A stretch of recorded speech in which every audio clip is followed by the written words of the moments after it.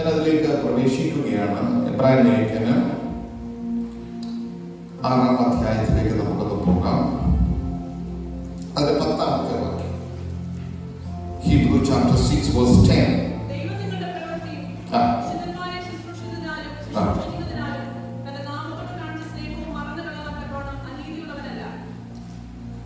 എന്ത് കാര്യങ്ങൾ ദൈവം മറക്കത്തില്ലെന്ന് അവിടെ എഴുതിയിരിക്കുന്നത്? 2 കാര്യങ്ങൾ എടുത്തു പറഞ്ഞിട്ടുണ്ട്. 2 കാര്യങ്ങൾ. ഒന്ന്, നിങ്ങളുടെ പ്രവൃത്തിയും അവന്റെ നാമത്തോട് കാണിച്ച സ്നേഹവും മറന്നു കളവാൻ അവൻ അനീതിയുള്ള ദൈവം. അപ്പൊ ദൈവത്തിന്റെ നാമത്തോട് സ്നേഹം കാണിക്കണമെങ്കിൽ എന്തോ ചെയ്യാൻ പറ്റും നമുക്ക്? നിങ്ങളെന്നെ കൂടെ ആ വാക്യം തന്നെ പിടിച്ചോ. ദൈവത്തിന്റെ നാമത്തോട് എനിക്കൊരു സ്നേഹം കാണിക്കണമെന്നുണ്ടെങ്കിൽ ഞാൻ എന്ത് ചെയ്യണം?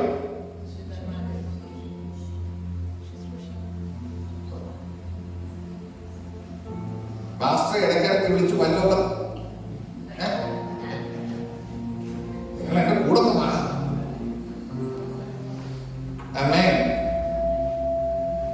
നിങ്ങളുടെ പ്രവൃത്തി അത് ഭയങ്കര ഇമ്പോർട്ടന്റ്. നിങ്ങളുടെ പ്രവൃത്തി. 2, വിശുദ്ധന്മാരോടുള്ള നിങ്ങളുടെ, ബൈബിള് പറഞ്ഞ ഹിബ്രുവിൽ എന്താ പറഞ്ഞ, ഈ എബ്രായ ലേഖനത്തിനകത്ത് പറയുന്ന വിശുദ്ധന്മാരെന്ന് പറയുന്നത് ഈ കുരിശുകൂട്ടം ഇരിക്കുന്ന പുള്ളികളല്ല കേട്ടോ. കാരണം തെറ്റിദ്ധരിച്ച കളയല്ലേ. നീതീകരിച്ച് ദൈവം വിശുദ്ധീകരിച്ചിരിക്കുന്ന ഒരു കൂട്ടത്തെയാണ് ഉദ്ദേശിച്ചിരിക്കുന്നത്. അത് വ്യക്തമാക്കി പൗലോസ് പറയുന്നുണ്ട് അതിനകത്ത്. അവൻ അതിലേക്കല്ല ഞാൻ പോകുന്നത്. അപ്പൊ ഇങ്ങനെ കാണിക്കുന്ന കാര്യങ്ങളൊന്നും മറന്നു കളവാൻ എന്റെ ദൈവം അനീതിയുള്ളത് എന്ന് പറഞ്ഞാൽ ഒറ്റ വാക്കിൽ നിന്ന് നിങ്ങളോടുള്ള ദൂത് കൈമാറുക. ദൈവം നിന്നെ മറക്കത്തില്ല. യെശയ്യാ പറയുന്നുണ്ട്, അവൻ ഒരു സ്ത്രീ തന്റെ കുഞ്ഞിനെ മറക്കോ?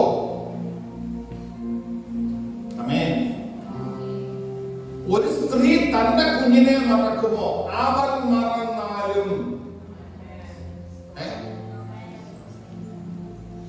ഇപ്പോഴത്തെ കാലങ്ങളനുസരിച്ച് ചിലപ്പോൾ മറന്നു വരാം അല്ലേ? അവർ മറന്നാലും ഞാൻ നിന്നെ. പലരും നമ്മളെ മറന്നെന്നൊക്കെ നമുക്ക് തോന്നിയേക്കാം അല്ലേ? പലരും നമ്മളെ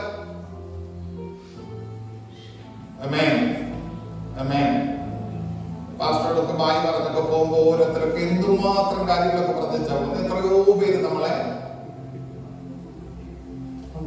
കൂടില്ലേ മറന്നിരിക്കുന്നു. എത്രയോ പേര് മറന്നിരിക്കുന്നു. പക്ഷേ ഇവിടെ വചനം പറഞ്ഞ് നിന്റെ അമ്മ മറന്നാലും ഞാൻ നിന്നെ. അടുത്തിരിക്കുന്ന കൈ കൊടുത്തിട്ടൊന്നിപ്പോ മുഖത്ത് നോക്കിയിട്ട് പറഞ്ഞേ, ദൈവം നിന്നെ മറക്കത്തില്ല.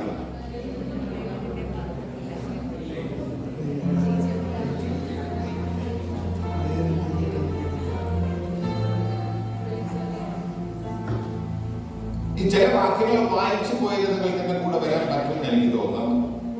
ഈ ക്രിസ്തുവിന്റെ സുവിശേഷത്തിൽ ഒരു വാക്യം ഇങ്ങനെ പറഞ്ഞിട്ടുണ്ട്, ഈ 2 കാശിന് 5 കുതിക്കലിനെ വിൽക്കുന്നല്ലോ.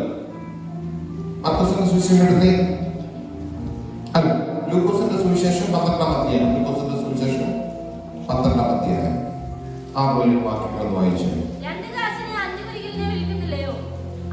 ലൂക്കോസിന്റെ സുവിശേഷം 12:6.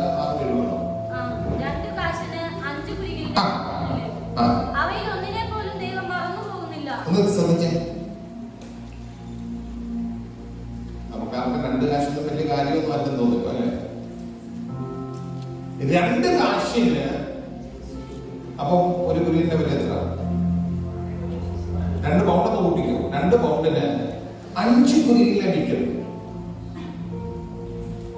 അപ്പൊ ഒരു കുരിയിൽ 1 പൗണ്ട് വില പോലും ഇവിടെ 50 പൈസ വില പോലും ഇല്ല. പക്ഷെ വചനം പറയുക അവയിൽ ഒന്നിനെ പോലും. അതെ,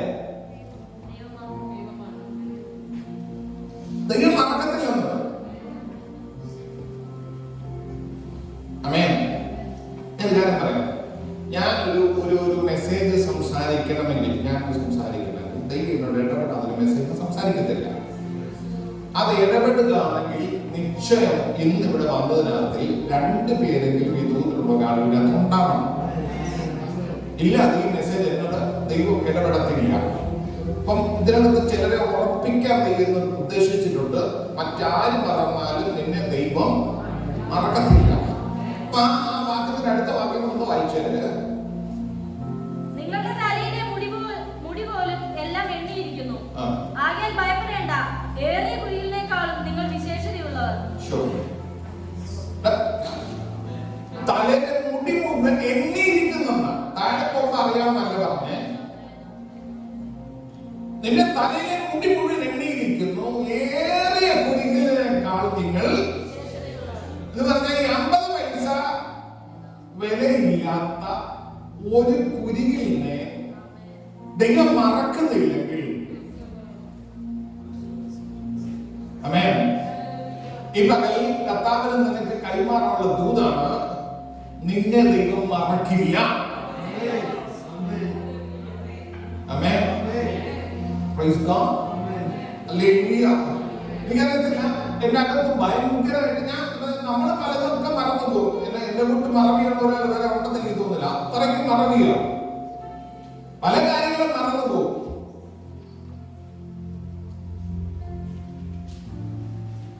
എന്നോട് ക്ലിയറായിട്ട് ബ്ലസ്സിന്റെ ചേച്ചിയോട് പറയാൻ പറയുന്നു, ദൈവം നിന്നെ മറന്നിട്ടില്ലെന്ന് ഉറപ്പിച്ചേക്കാം. ഇടയ്ക്കിടയ്ക്ക് നിനക്ക് തോന്നിയിട്ടുണ്ട് ഇത്രയും കാര്യങ്ങൾ ചെയ്തിട്ടും ഇങ്ങനെയൊക്കെ നിന്നിട്ട് എന്റെ ദൈവം എന്നോട് മാത്രം ഇങ്ങനെ ഒരു ഇടപെടൽ അങ്ങോട്ട് വരാത്തത്. മറ്റു പലർക്കും വളരെ പോസിറ്റീവായിട്ട് കാര്യങ്ങൾ വന്നിട്ടും എന്തുകൊണ്ട് എനിക്ക് മാത്രം എന്ന് ചിന്തിച്ച് നീ മനസ്സുകൊണ്ട് ദൈവം തന്നെ മറന്നെന്ന് ചിന്തിച്ചിരിക്കുമ്പോ ഇന്ന് പറഞ്ഞ ദൈവാത്മാവ് ദൂത് നിനക്ക് കൈമാറുക. ദൈവം നിന്നെ മറന്നിട്ടില്ല, ദൈവം നിന്നെ മറന്നിട്ടില്ല. നിനക്ക് വഴികളെ തുറക്കാൻ എന്റെ ദൈവത്തിന് കഴിയുമെന്ന് അവൻ കരങ്ങൾ അടിച്ചിട്ട് നമുക്ക് ഒരുമിച്ച് ചർച്ച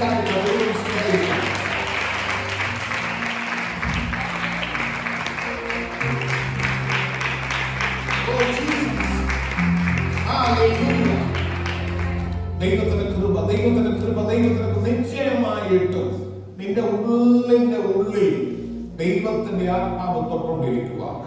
എനിക്ക് വളരെ വ്യക്തമായിട്ട് ആത്മാവിൽ ബോധ്യമുണ്ട്, ദൈവം എന്നെ മറക്കത്തില്ലെന്ന് പറഞ്ഞേക്കാൻ. എന്നോട് ദൈവം ഇടപെടുന്നത് കൊണ്ട് എനിക്ക് നല്ല ധൈര്യമുണ്ട്. വെറും വാക്കല്ല ഞാൻ പറയുന്നത്, വെറും വാക്കല്ല.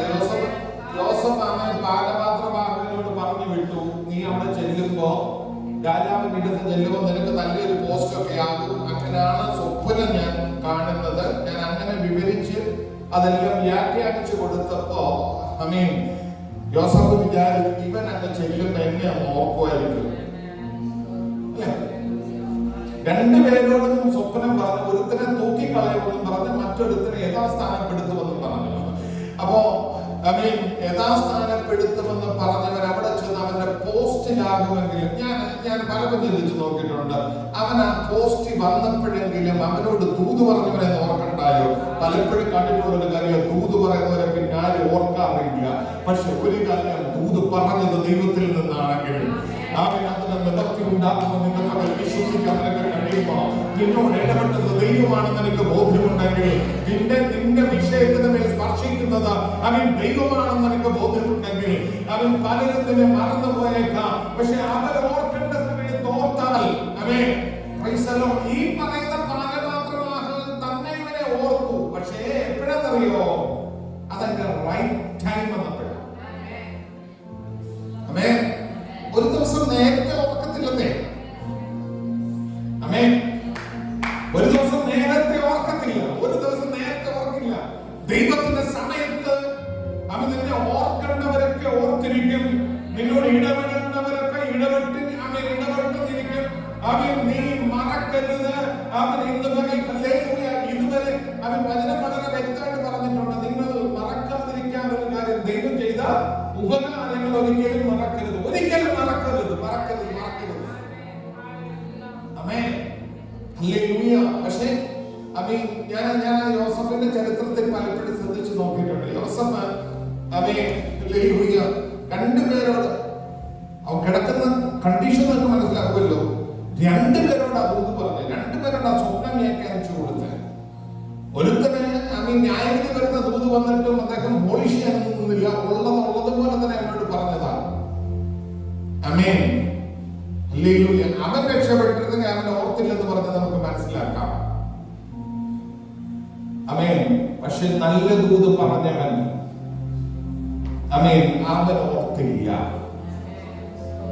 പക്ഷെ എന്നാൽ ഒരു ദിവസം ഇവിടെ വന്ന ഒരു ദൈവദാസൻ പറഞ്ഞ ഓർമ്മയുണ്ടെന്ന് വിചാരിക്കുന്നു. അന്ന് അവനെ ഓർത്തിരുന്നെങ്കിൽ പാനപാത്രവാഹനന്മാരുടെ കൂട്ടത്തിൽ അവനൊരു പണി കിട്ടിയില്ല. അങ്ങനെയാണെങ്കിൽ താമസിക്കുമ്പോ നീ ഓർത്തോ, താമസിക്കുമ്പോ നീ ഓർത്തോ. നീ വിചാരിച്ച സമയത്ത് ദൈവം ഓർത്തില്ലെന്നുള്ളതിന്റെ മനസ്സിൽ നീ ചിന്തിക്കുന്ന നീ ഓർത്തോ.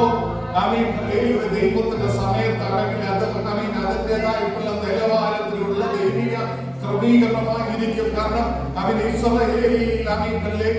ഇങ്ങനെ ഒരു കാര്യം ചെയ്യാൻ ഒരുത്തനെ സ്വപ്ന തുല്യമായ വിഷയങ്ങളിലൂടെ കൊണ്ടുവന്ന ദൈവം അവൻ ആ സ്ഥലത്തെത്തിച്ചെങ്കിൽ ഇസ്രായേലിൽ വന്നപ്പോ അവൻ പറയുകയാണ്, അവൻ അവനെ കൊണ്ട് ഞാൻ തീർന്നു. അവനല്ല, അവിടെ അല്ല, കാരാഗ്രഹം ഞാൻ തീർന്നു. ഇല്ല ജോസഫേ, നീ തീരത്തില്ല. അവൻ എന്നെ കുറിച്ചുള്ള ദർശനം ദൈവത്തിന്റെ അവൻ സന്നദ്ധയിൽ നിനക്ക് നിന്റെ കുടുംബത്തിലേക്ക് വന്നതാണെങ്കിൽ ഇന്ന് പകൽ ഓർത്തോ. ദൈവിക ദർശനത്തിൽ നീ എത്തോ.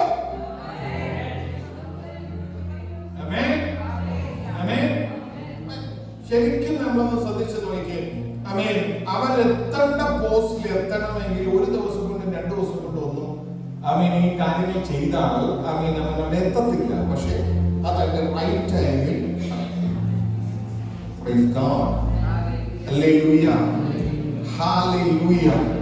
ദൈവത്തിന്റെ കൃപ. പ്രിയമുള്ളവരെ, ഇന്ന് പകൽ നമ്മുടെ എല്ലാവരുടെയും മനസ്സിലുള്ള ഒരു കാര്യം ഒന്ന് തിരുത്താൻ ആത്മാവനോട് പറയുന്നത് കൊണ്ട് ഞാൻ അതിലേക്ക് ഒന്ന് തൊട്ടു പോകുന്നത്.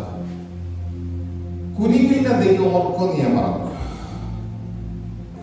അതെന്നാ പറഞ്ഞു, നമ്മുടെ മനസ്സില് ചില കാര്യങ്ങളിലേക്ക് വരാതിരിക്കുന്നതിന്റെ അല്ലെ വേണ്ട വിധത്തിൽ എനിക്കൊരു നന്മയിലേക്ക് കയറാൻ കഴിയുന്നില്ല, അല്ലെങ്കിൽ ഒരു വഴി തുറക്കുന്നില്ല തുടങ്ങി പല പ്രശ്നങ്ങളിൽ ഇരിക്കുന്നതിനകത്തുണ്ട്. പല ദൈവിക സന്നദ്ധിയിൽ പ്രാർത്ഥനയിൽ പല വിഷയങ്ങൾ തുറന്നു വരുന്നില്ലല്ലോ എന്ന് ചിന്തിക്കുന്നവരുണ്ട്. അവരുടെ എല്ലാം അകത്തിരിക്കുന്ന ഒരു കാര്യമുണ്ടല്ലോ, എന്റെ എന്തോ കുറവുണ്ടായിട്ടാണ്, എന്റെ പ്രശ്നം എന്തോ ഉണ്ടായിട്ടാണ്.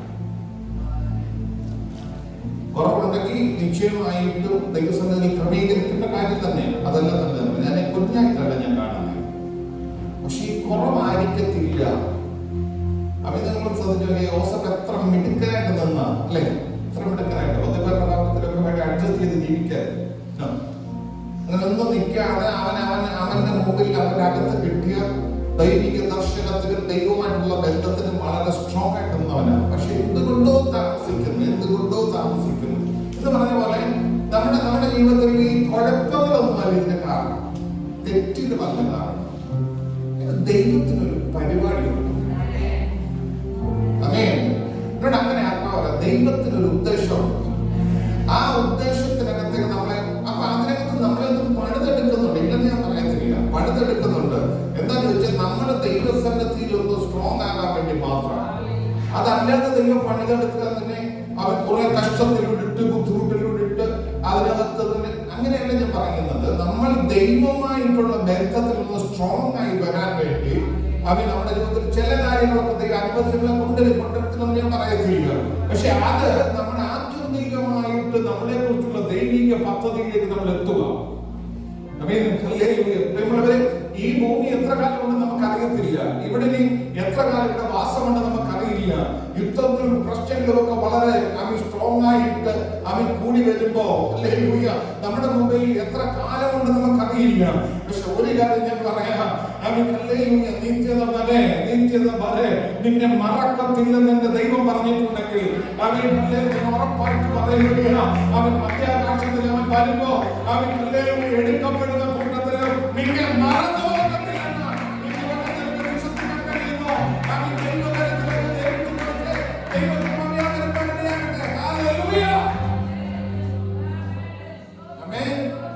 Hallelujah. Praise to Jesus.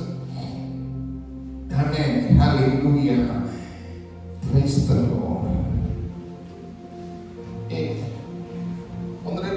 വേഗത്തിൽ പറഞ്ഞാൽ മെസ്സേജ് അവസാനിപ്പിക്കും. ദൈവം ഓർക്കുന്ന കാര്യമുണ്ട്, നമ്മൾ ഓർക്കുന്ന കാര്യമുണ്ട്. ദൈവം തന്നെ മരണ മുഖത്തിലെന്നാണ് നമ്മുടെ ദൂത്. ദൈവം തന്നെ, പക്ഷെ അതിനകത്ത് തന്നെ ദൈവം വെച്ചിരിക്കുന്ന ചില കാര്യങ്ങളുണ്ട്. ഒരിക്കൽ നോഹ ദൈവസന്നിധിയിൽ യാഗം കഴിച്ച് യാഗത്തിന്റെ സൗരഭ്യം മണത്ത് കഴിഞ്ഞപ്പോ ദൈവം നോഹയോട് ഉടമ്പടി, ആ ഉടമ്പടിക്കകത്തൊരു കാര്യം പറഞ്ഞു. ഈ മഴമേഘങ്ങൾക്കകത്ത് ഞാൻ എന്റെ വില്ല് വെക്കുകയാണ്. ഇനി മഴമേഘങ്ങൾ നിങ്ങളെ മൂടാൻ വേണ്ടി വരുന്ന സമയത്ത് ഈ വില്ല് ഞാൻ കാണുമ്പോ, ഞാൻ അന്ന് നോഹയോട് ചെയ്ത ഉടമ്പടി എന്നത് മറന്നിരിക്കുന്ന ഒരാളാണ്. പക്ഷെ നോഹയോട് ചെയ്ത ഉടമ്പടി ഞാൻ ഓർക്കും. ഇനി ഒരിക്കലും വെള്ളത്താൽ ഭൂമിയെ ഞാൻ നശിപ്പിക്കും. നിങ്ങൾ ശ്രദ്ധിക്കട്ടെ, ഒരാളിന്റെ ആരാധനയിൽ ദൈവപ്രസാദം ഉണ്ടായപ്പോ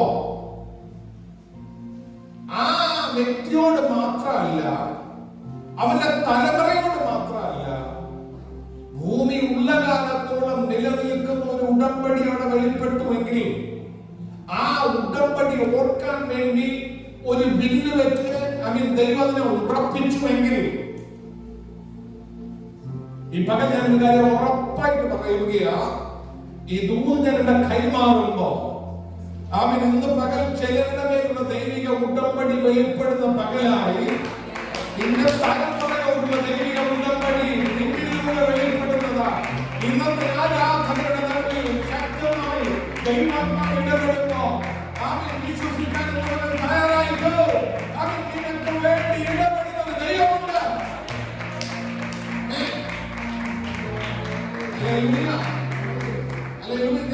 ഇങ്ങനെ ആ ഭാഗത്തെ ചിന്തിക്കാറുണ്ട്.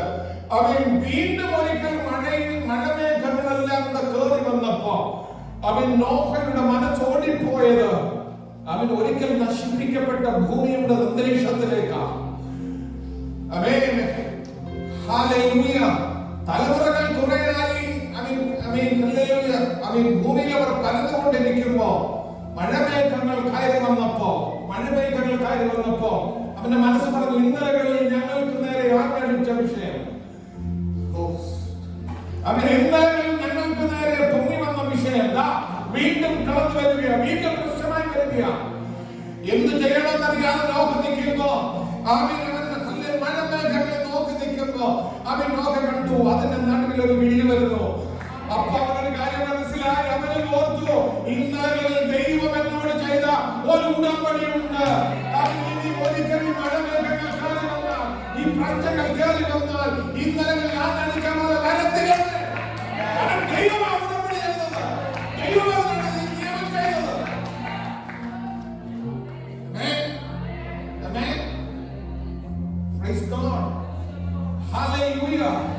നിന്നോട് ദൈവം ഉടമ്പടി ചെയ്തു എന്ന് നിന്റെ ഉള്ളിൽ ഇന്ന് പകലൊന്നും വിശ്വസിക്കാൻ തയ്യാറാണ്.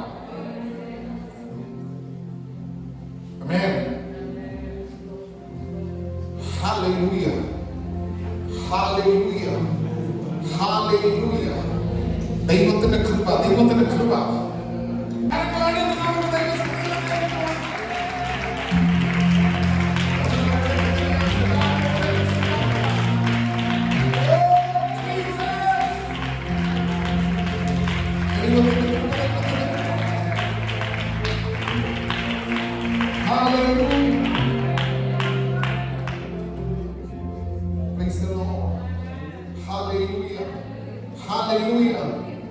ദൈവസന്നിധിയിൽ ഒരുവൻ നിൽക്കുകയാണെങ്കിൽ എന്നോട് ഇങ്ങനെ കറക്റ്റായിട്ട് ആത്മാവ് ഇടപെടുന്നുണ്ടെന്ന് പറയാം. ദൈവസന്നിധിയിൽ നിൽക്കുകയാണ്. അബ്രഹാമിന്റെ വീട്ടിലേക്ക് ദൈവം വന്നിട്ട് പറയുകയാണ്, ഞാൻ ഈ അടുത്ത പട്ടണത്തെ നശിപ്പിക്കാൻ പോകുകയാണ്. അപ്പോ അബ്രഹാം ദൈവത്തോട് ചോദിക്കുക, 50 നീതിമാന്മാരുണ്ടെങ്കിൽ നീ അതിനെ നശിപ്പിക്കോ? പറഞ്ഞില്ല. 40 ഉണ്ടെങ്കിൽ ഇല്ല. ഇല്ല. അടുത്ത 35 ഉണ്ടെങ്കിൽ ചുരുക്കത്തിൽ 35 ഇങ്ങനെ പറഞ്ഞ് 10 വരെ താഴ്ന്നു.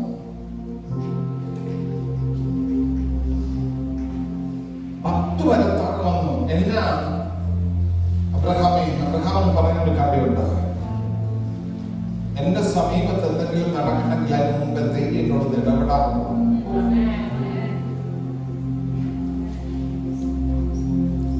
ഇങ്ങനെ ദൈവം ഇടപെടുന്ന ഒരു തലമുറ എഴുതിട്ട് വരണം.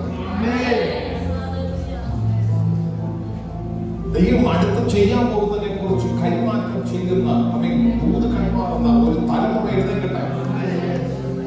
ആമേൻ. തലമുറ എഴുതേക്കട്ടെ. വിശ്വസിക്കാൻ കഴിയുന്നത് ഏറ്റെടുക്കുന്നേ.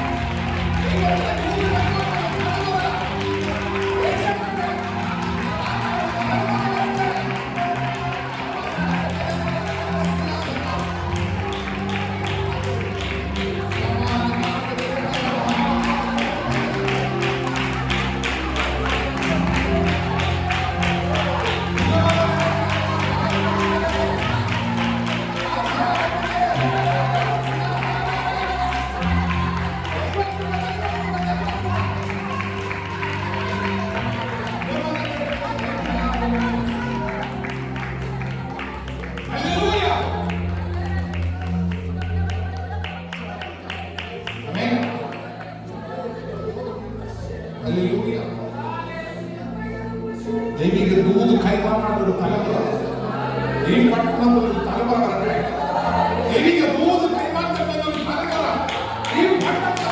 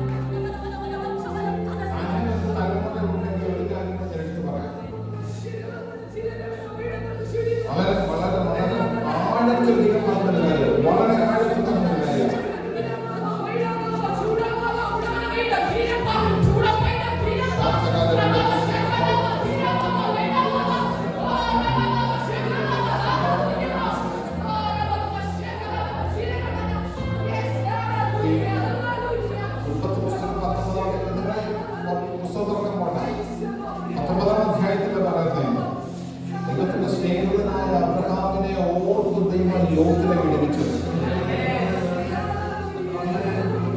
ദൈവിക ദൂത് കൈമാറ്റം ചെയ്ത് കൊടുത്തിട്ടുണ്ടെങ്കിൽ അവരെ ഓർത്ത്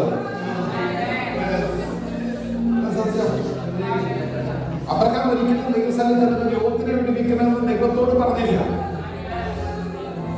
ലോകത്തിനെ വിടുവിക്കണമെന്ന് ദൈവത്തോട് പറഞ്ഞില്ല. പക്ഷേ അബ്രഹാമിനെ ഓർത്ത് ദൈവം ലോകത്തിനെ അവന്റെ കുടുംബത്തെ വിടുവിച്ചു. അങ്ങനെ നിന്നെ ഓർത്ത് ചില കുടുംബത്തെ വിടുവിക്കണം. രക്ഷിക്കപ്പെടില്ല, പക്ഷെ നിന്നെ ഓർത്താൽ രക്ഷിക്കപ്പെടാത്ത ദൈവത്തെ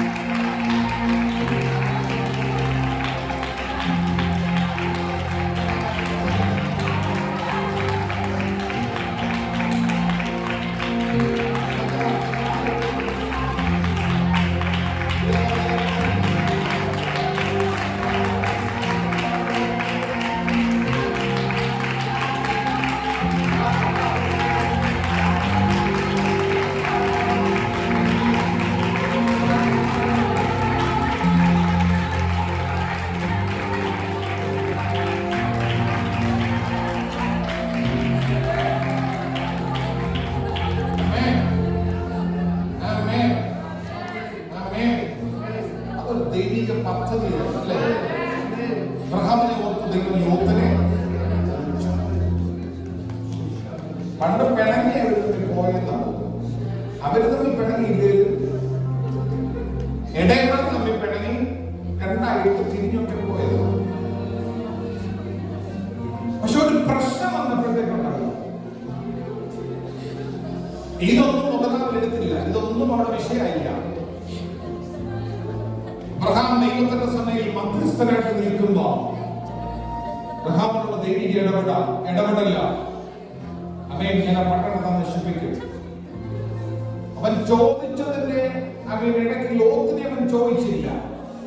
5 നീതിമാന്മാരുണ്ടെങ്കിൽ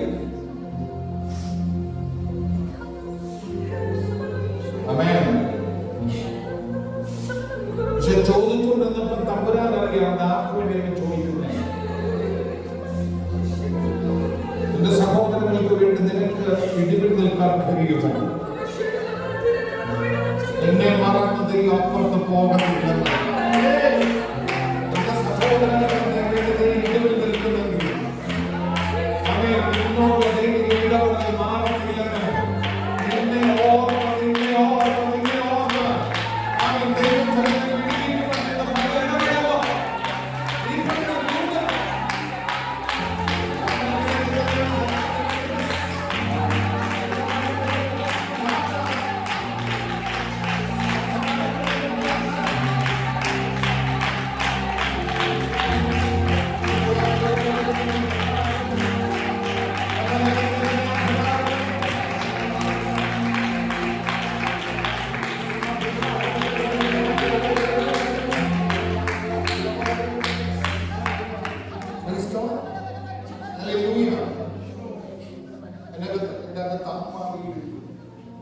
പ്രത്യേകിച്ച് ഒരു ഇടപെടൽ ഉണ്ടാകും. ഞാൻ വളരെ വ്യക്തമായിട്ട് നിങ്ങളോട് പറയുക, ഇപ്പോ ഈ ദൂത് ഇവിടെ പറഞ്ഞ സമയത്ത് നിങ്ങളുടെ സഹോദരന്മാരെങ്കിലോ നിങ്ങളുമായിട്ട് വളരെ ക്ലോസ് ആയിട്ടുള്ള ആരെങ്കിലോ അവരനുഭവിക്കുന്ന ഒരു പ്രശ്നത്തിന് നടുവിൽ ഒരു വിടുതൽ വേണമെന്ന് നീ ആഗ്രഹിക്കുന്ന ഒരു വിഷയമുണ്ടെങ്കിൽ ഇപ്പൊ എടുത്തു വെച്ചോ. ഈ ദൂത് അതിന്റെ ഈ വചനം അതിനെ ക്രിയ ചെയ്യാൻ പോകുകയാണ്. ആമേൻ, ആമേൻ, ആമേൻ. എന്തോ ആയിക്കോട്ടെ, ആരും ആയിക്കോട്ടെ, ഇന്നും പകൽ അതിന്റെ മേൽ ഒരു ദൈവിക എന്റെ സിസ്റ്ററിന് വേണ്ടി അല്ലെ എന്റെ ബ്രദറിന് വേണ്ടി അല്ലെങ്കിൽ എനിവേ എന്തോ ആയിക്കോട്ടെ, ഇന്ന് പകൽ ദൈവിക ഇടപെടൽ ഉണ്ടാകണമെന്ന് ദൈവത്തിന്റെ കരത്തിൽ വെളിപ്പെടണമെന്ന് എന്റെ ഹൃദയം ശരിക്കും ആഗ്രഹിക്കുന്നുണ്ട്. ഈ പകൽക്കാലം ദൂത് അവൻ ഹൃദയമല്ല, ഈ വചനം അതിന്റെ ക്രിയ ചെയ്യുന്നു. വചനത്തിന് അതിൻ്റെതായ ശക്തി ഉണ്ടെന്നേ. അവൻ ഇതിന്റെ മുമ്പിൽ അസാധ്യമെന്ന് പറഞ്ഞിരിക്കുന്ന പലരെയും അവൻ ഉടച്ചു മാറ്റാൻ കഴിയുന്നതാണ് ദൈവത്തിന്റെ വചനം എന്നതിന്റെ ബോധ്യമുണ്ടെങ്കിൽ ഇന്ന് പകൽ ഈ വചനം അയച്ചോ. അവൻ വചനം അയച്ചോ.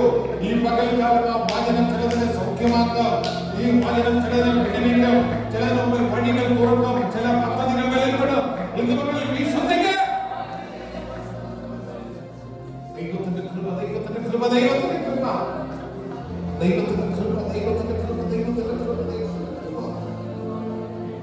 Praise the Lord. Hallelujah. Hallelujah. Hallelujah. Hallelujah. Hallelujah. Hallelujah. അബ്രഹാമിനെ ഓർത്ത് ദൈവം ലോത്തിനെ വിടുവിച്ചെങ്കിൽ ഇതൊന്ന് വിശ്വാസത്തിന്റെ ഉള്ളിൽ നിന്ന് പരിണമിച്ചാണ്. ആമേൻ. ഹല്ലേലൂയ. നിന്നെ ഓർത്ത് എന്നെ ഓർക്കണേ എന്ന് നീ ഇടയ്ക്കിടയ്ക്കൊക്കെ നിന്റെ ഉള്ളുകൊണ്ട് പറഞ്ഞിട്ടുണ്ടായിരിക്കണം. Hallelujah, hallelujah. പക്ഷെ ഇന്ന് പകൽ ദൈവം നിന്നെ ഓർക്കുന്ന പകലാണ് എന്ന് ആമേൻ നിനക്ക് വിശ്വസിക്കാൻ കഴിയുമെങ്കിൽ വിശ്വസിച്ചോ. ഇതൊരു ദൈവപ്രവൃത്തിയുടെ ദിവസമാണ്. ഇതൊരു ദൈവപ്രവൃത്തിയുടെ ദിവസമാണ്. നീ ഒരു ദൈവപ്രവൃത്തിയുടെ ദിവസമാണ്. ആമേൻ. ഹല്ലേലൂയ. പ്രിയമുള്ളവരെ, ഇവിടെ നിന്ന് വിളിച്ചു പറയുന്ന ഒരു കാര്യമേ എന്റെ കയ്യിലുള്ളൂ. അവൻ പക്ഷേ ഈ വാക്കുകൾക്കകത്ത് വ്യാപരിക്കുന്ന ഒരു ദൈവശക്തിയുണ്ട്. ഈ വാക്കുകൾ ദൈവവചനമായിട്ട് അവൻ പുറപ്പെടുന്നത് അതതിന്റെ ക്രിയ ചെയ്യുമെന്ന് എനിക്കറിയാം. അങ്ങനെ ചില വിടുതലുകൾ ചലിക്കുമെന്ന് ഈ പകൽക്കാലം വിശ്വസിക്കാൻ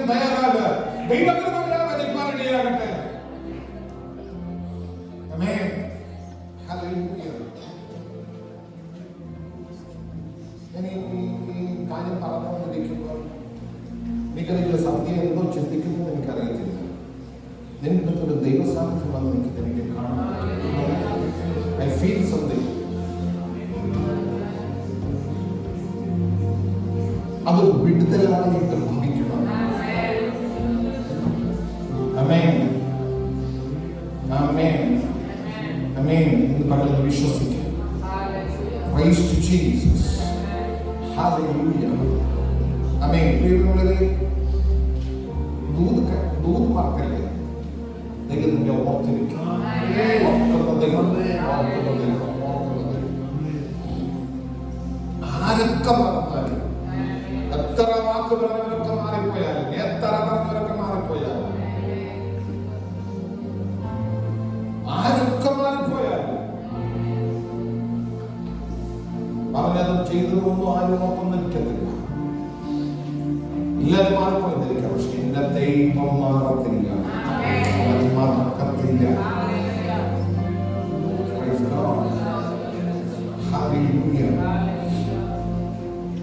തൊട്ടിട്ട് ഞാൻ അവസാനിപ്പിക്കും. നമ്മളിവിടെ കേട്ടിട്ടുണ്ട് എങ്കിലും യേശു ക്രൂശിച്ചു വന്ന് ഗൊൽഗോഥയിൽ പൊക്കൊണ്ടിരിക്കുമ്പോൾ കുറേനേക്കാരനായ ശിമോനെ അവർ നിർബന്ധിച്ച് യേശുവിനെ ക്രൂശിച്ചു. കഴിഞ്ഞ ദിവസം ഇവിടെ സംസാരിച്ച ദൈവദാസൻ ആരും ഞാൻ ഓർക്കുന്നില്ല. അദ്ദേഹം പറഞ്ഞു, അടികൊണ്ട് അവരുടെ ദേഹത്തിൽ രക്തം ചിന്തിയത് ക്രൂശിലൊക്കെ തുറച്ചു കൊണ്ടിട്ടുണ്ട്. ആ ക്രൂശി ചുമക്കാണ് കുറേനക്കാരനായ യഹൂദനുമായിട്ട് യോജിപ്പില്ലാത്ത വിഭാഗമാണ്. എങ്കിലും കുറേനക്കാരനായ ശിമോനെ ദൈവം നിയോഗിച്ചിരിക്കുന്നത്. ഇവർ നിർബന്ധിച്ചു. അവർ വന്ന് ഈ ക്രൂശ് അതിന്റെ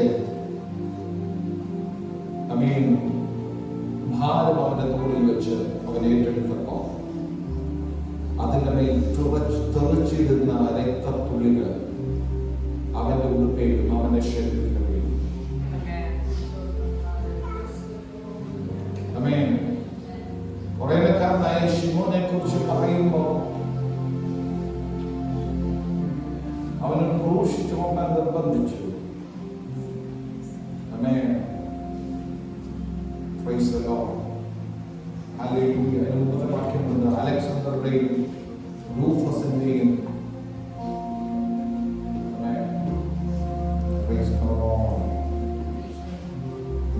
മാർക്കോസിന്റെ സുവിശേഷം 15-ാം അധ്യായം 21-ാം വാക്യം.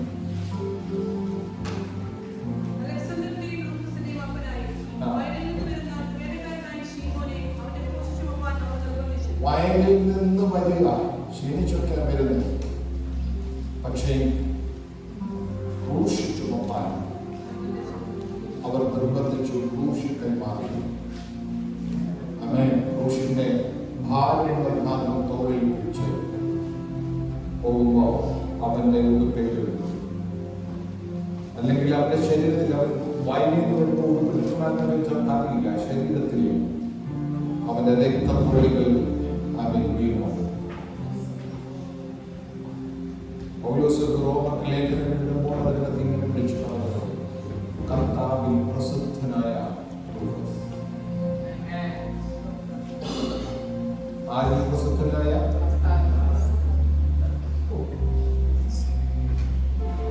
നിർബന്ധിച്ച ക്രൂശെടുത്ത്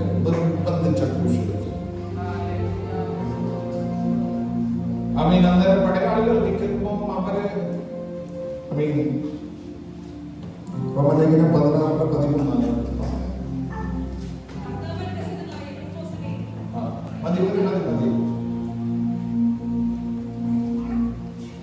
ഒരു തലമുറ നിർബന്ധിക്കപ്പെട്ട് അല്ലെങ്കിൽ ഈ ക്രൂശെടുത്തിട്ടുണ്ടെങ്കിൽ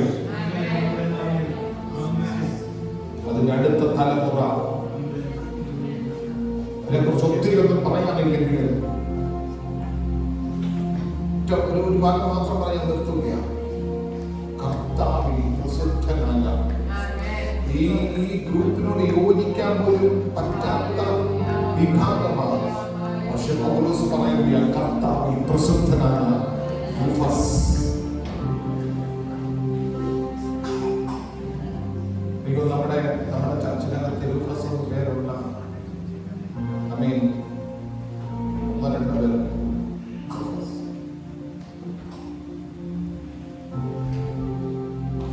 ഭാഗം വന്നപ്പോൾ ദൈവത്തിന്റെ അഭിഷേകം നമ്മുടെ അവരുടെ മേൽ ആ ദൂത്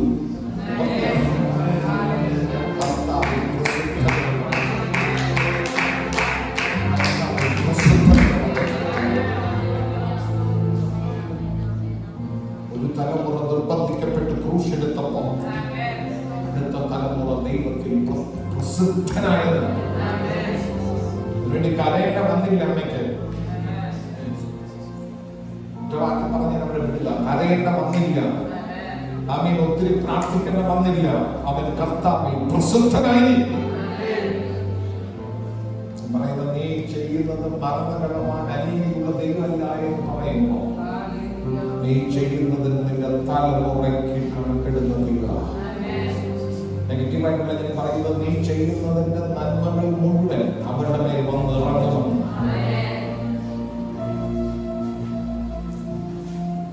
ആമേൻ. ദൈവത്തെ സ്നേഹിക്കാൻ നീ തയ്യാറാകുന്നു.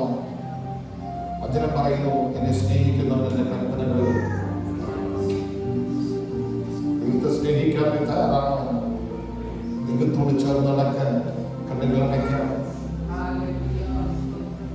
ദൈവസന്നിധിയിലേക്ക് നമുക്ക് നമ്മെ നേർപ്പിച്ചു കൊടുക്കാം. വചനം വളരെ വ്യക്തമായിട്ട് പറഞ്ഞു, അവൻ മറക്കുന്നതല്ല, മറക്കുന്ന. എന്റെ അകത്ത് ഇങ്ങനെ കുത്തിക്കൊണ്ടിരിക്കുന്ന ഒരു കാര്യമാണ്, കുരികിലെ മറക്കാത്ത ദൈവം. അതിനേക്കാൾ നിനക്ക് വിശേഷതയില്ലയോ? നമ്മുടെ മനസ്സിനെ ഒന്ന് പഠിപ്പിച്ചെടുക്കണം.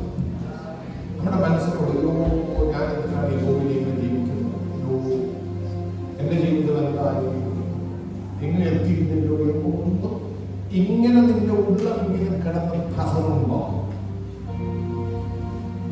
അവര് പറയുന്നത് എൻ മനമേ നീ ഒന്ന് സ്വസ്ഥമായിരിക്കാം, എൻ മനമേ നീ ഒന്ന് സ്വസ്ഥമായിരിക്കാം. എല്ലാവരും മറന്നാലും മറക്കാത്തൊരപ്പനുണ്ട് എനിക്ക്. എല്ലാവരും മറന്നാലും മറക്കാത്തൊരപ്പനുണ്ട് എനിക്ക്.